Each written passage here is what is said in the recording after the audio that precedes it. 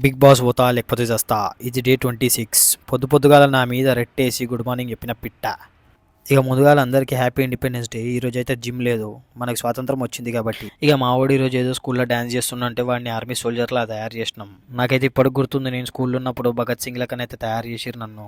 ఇక వాడిని ఎత్తికైతే క్యాప్ అయితే పడతలేదు, చాలా కష్టం మీద ఇరికిచ్చి పెట్టిన. వాడిని ఎత్తేమో పెద్దగా ఉంది, ఆ క్యాప్ ఏమో చిన్నగా ఉంది. ఇక అటు ఇటు చేసి ఎట్లయినా చేసి ఆ క్యాప్ అయితే ఇరికిచ్చిన వాడిని ఎత్తికి. ఇక వాడిని అట్లా చూస్తుంటేనైతే నాకు స్కూల్ డేస్ అయితే గుర్తుకొచ్చినాయి. చిన్న ఉన్నప్పుడు స్కూల్లో లడ్డు, బూందీ ఇంకా చాక్లెట్లు అవేమో ఇస్తుండే. ఇక అన్నుంచి సీదా అయితే ఇంటికి వచ్చి స్నానం అయితే చేసుకున్నా. ఆ వీడియో పెడతలేను ఎందుకంటే మొన్నొకడు నేను పెరుగు డబ్బాని జగ్గులక యూజ్ చేస్తున్నా అని చెప్పేసి కామెంట్ పెట్టిండు. అవురాబ్బాయి మేము మిడిల్ క్లాస్ వాళ్ళం, పెరుగు డబ్బాలు పెయిన్ డబ్బాలే వాడతాం. ఇక ఈ రోజు అయితే మండే, ఇక ప్రతి మండే ఇంట్లో శివుడికి అయితే పూజ చేస్తాను నేను. నా ఇంట్లో ఒక చిన్న విగ్రహం ఉంది నాకు శివుడిది. ఇక అక్కడ నుంచి పూజ చేసేసి సీదా టెంపుల్కి అయితే వెళ్ళిపోయినా తయారయ్యేసి. నేను సచ్చేంత వరకు ప్రతి మండే శివాలయం పోదామని చెప్పేసి అయితే ఫిక్స్ అయిపోయినా.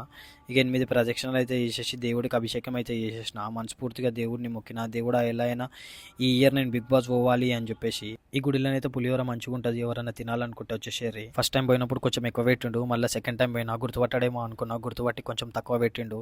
పొద్దుగాల బ్రేక్ఫాస్ట్ మొత్తం గుడిలోనే చేసేద్దాం అనుకున్న పులిహోరతోని. ఇక కొంచెం ధ్యానం చేసుకున్నా, ధ్యానం చేసుకుని వచ్చి ఇంకా పతంగా అయితే ఎగరేసిన.